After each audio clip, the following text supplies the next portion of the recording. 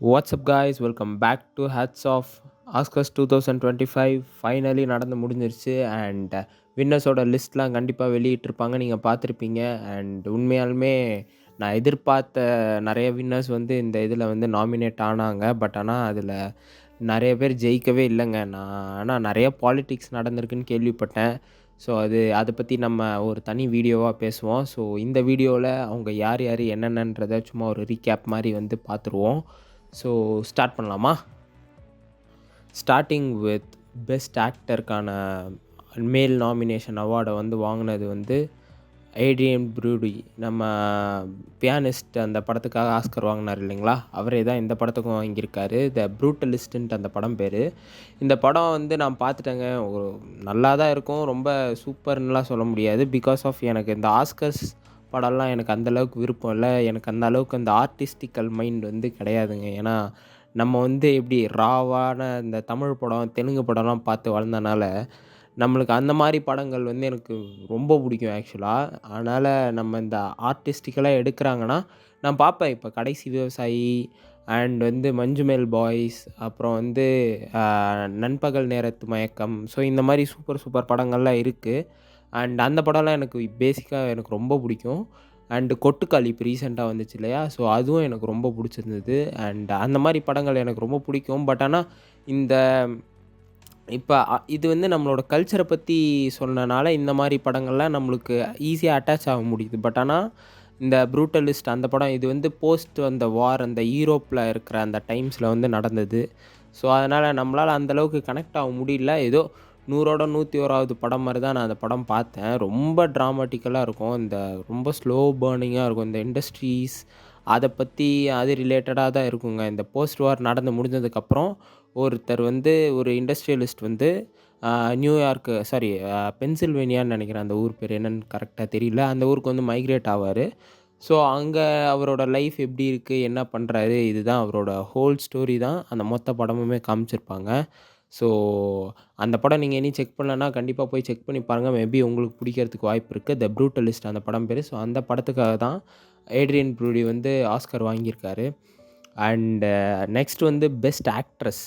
இந்த இதை தான் நான் பேசியே ஆகணும் ஆக்சுவலாக. நம்ம இந்த சப்ஸ்டன்ஸ் படம் இருக்கு இல்லையா, ஆக்சுவலாக அந்த படத்துக்காக நான் வந்து தப்பு, அந்த மாதிரி படம் எடுக்காதீங்கன்னு நான் பேசியிருப்பேன். பட் ஆனால் அந்த படம் என்ன தான் அப்படி இருந்தாலும் அதுக்கு ஈக்குவலாக தான் அனோரா படமும் இருந்துச்சு ஆக்சுவலாக. ஆனால் அனோரா படத்தை பற்றி பேசியிருக்கணும். பட் ஆனால் சரி, நம்ம அந்த மாதிரி நெகட்டிவாக நம்ம பேச தேவையில்லை எந்த படத்தை பற்றியும் அப்படின்னு சொல்கிறனால நம்ம அந்த விஷயத்தை வந்து தவிர்த்துட்டோம். பட் ஆனால் அந்த படமும் இந்த படமும் மோரார்லெஸ் ஈக்குவலாக தான் இருந்துச்சு. அண்டு அவங்களோட ஆக்ட்ரஸ் அந்த பெர்ஃபார்மன்ஸ் வந்து த சப்ஸ்டன்ஸில் எப்படி இருந்துச்சு, அதில் ஒரு 50% எஃபோர்ட் கூட போடல. விச் இஸ் நான் என்ன சொல்ல வரேன்னா, அந்த எஃபோர்ட்டுக்கான ஒரு ப்ரைஸிங்காக அந்த ஆஸ்கர்ஸ் வந்து கொடுத்துருக்கலாம் அவங்களுக்கு. பட் ஆனால் அவங்க அதை கொடுக்கல. அது ஏன்னு தெரில, due to some issues. So அதை நம்ம தனி வீடியோவாகவே கவர் பண்ணுவோம். ஸோ அது வந்து மைக்கி மேடிசனுக்கு தான் கொடுத்தாங்க, அனோரா படம் நடித்தாங்க இல்லையா, ஸோ அந்த படத்துக்கு தான் கொடுத்தாங்க. ஸோ அண்டு பெஸ்ட் சப்போர்ட்டிங் ரோலுக்காக கேரன் குல்கின், நான் இவரை வந்து சொல்லி ஆகணும். பிகாஸ் ஆஃப் அந்த ரியல் பெயின்னு நினைக்கிறேன், ஆமாம், அந்த படத்துக்கு தான் இவர் வந்து ஆஸ்கர் வாங்கினார். சூப்பரான படங்க, மெய்யழகன் மாதிரியே ஒரு பர்ஃபெக்டான படம். நான் அதை வந்து எதையுமே ரிவீல் பண்ண விரும்பலை.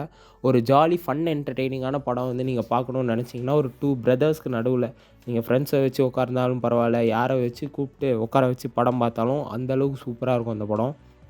நீங்கள் அந்த படம் கண்டிப்பாக போய் செக் பண்ணி பாருங்கள். ரியல் பெயின் அந்த படம் பேர், highly recommended. And supporting female ஆக்ட்ரஸாக வந்து எமெலா பெரேஸ் படத்துக்காக நம்ம ஜோயி சால்டானா இருக்காங்க இல்லையா, அவங்களுக்கு ஆஸ்கர் கிடச்சிருந்துச்சு. அண்டு பெஸ்ட்டு சப்போர்ட்டிங் ஆக்ட்ரஸ் ஃபீமேலுக்காக உண்மையாலுமே அவங்க வர்த்துட்டு தான் நான் சொல்லுவேன். அந்த படம் நான் வந்து பார்க்கல, இனி அது என்ன படம்னு கூட எனக்கு தெரியாது.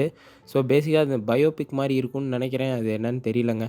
பட் ஆனால் ஜோயி சால்டானா அவங்க அவதார் 2 அண்ட் நம்ம கார்டியன்ஸ் ஆஃப் தி கேலக்ஸிலாம் நடித்தாங்க இல்லையா, ஸோ அவங்க தான் வந்து இந்த படத்துலையும் நடிச்சிருந்தாங்க. ஸோ மேபி நல்லா இருக்கிறதுக்கு வாய்ப்பு இருக்குது. நீங்கள் யாராவது படம் பார்த்துருந்தீங்கன்னா நீங்கள் கீழே கமெண்ட் பண்ணுங்கள், அது எந்த மாதிரி படம், எப்படி இருந்துச்சு அப்படின்றதெல்லாம்.